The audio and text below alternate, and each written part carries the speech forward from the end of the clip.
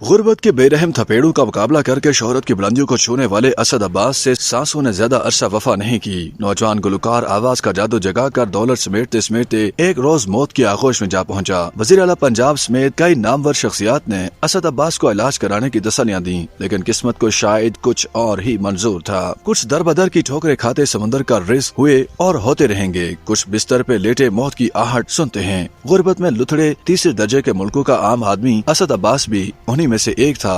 एक कदम शोहरत की बुलंदी पर, दूसरा बेबसी की खाई में।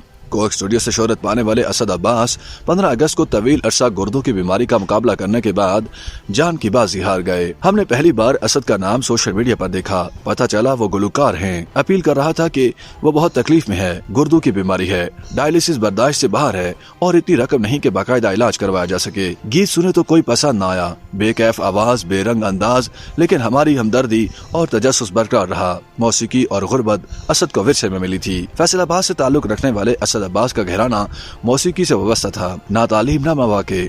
असद ये काम इसलिए कर रहा था कि उसके बड़े कर रहे थे। असद गुर्बत की जिंदगी जी रहा था इसलिए कि उसके बड़े ऐसे ही जी रहे थे। पाकिस्तान और बैरून ममालिक आवाज का जादू जगाते असद अब्बास एक रोज कोक स्टूडियो पहुंच गया, जहां सीजन 6 में गाया कदी आवे माही गल लगवे। गाना काफी मकबूल हुआ। असद अपने एक इंटरव्यू में बताते हैं कि एक दिन शो करके आया, खाना खाया और सो गया। जब आंख खोली तो अचानक आंखों के सामने अंधेरा था। अस्पताल पहुंचे तो पता चला दोनों गुर्दे काम करना छोड़ चुके हैं। ये उस भयानक सफर का आगाज था जिसका इख्तिताम असद की मौत से हुआ। असद अब्बास अपना सब कुछ बेचकर इलाज पर लगा चुके थे, जिसका कुल तखमीना 2.5 करोड़ के करीब बनता है। इस दौरान असद अब्बास के अपनों ने खूब साथ दिया। भाई ने गुर्दा अतिया किया, जो कि ज्यादा देर काम न कर सका। फिर अमेरिका में ट्रांसप्लांट कराने की तजवीज मिली, जिसका खर्चा 7 करोड़ रुपए के करीब था। असद ने बताया कि वो इलाज पर 6 से 7 करोड़ लगा चुके थे। असद अब्बास के मुताबिक हमारे पास जितनी जमा पूंजी थी वो सब लग गई। घर बिक गए, गाड़ियां फरोख्त हो गयी, सब कुछ लगा दिया कि जान बच जाए तो दोबारा सब कुछ हासिल हो जाएगा। लेकिन वो हर गुजरते दिन के साथ मौत के मजीद करीब होते चले गए। जहाँ तक माली इमदाद का ताल्लुक है तो असद अब्बास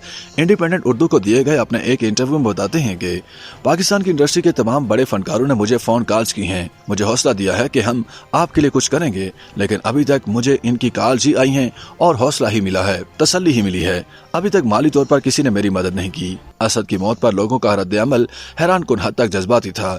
एक शख्स गुर्बत की इंतहा से शोहरत की बुलंदियां छूता है, चमक दमक की जिंदगी का आगाज होते ही खौफनाक बीमारियां उसे घेर लेती हैं। खानदान की उम्मीदें ही नहीं, नब्ज़ें भी साथ छोड़ जाती हैं। वो स्टेज से मौत के बिस्तर पर आ पहुंचता है। हमारे अंदर हमदर्दी की एक लहर अंगड़ाई लेती है। शायद हमें अपने अंजाम का खौफ सताने लगता है।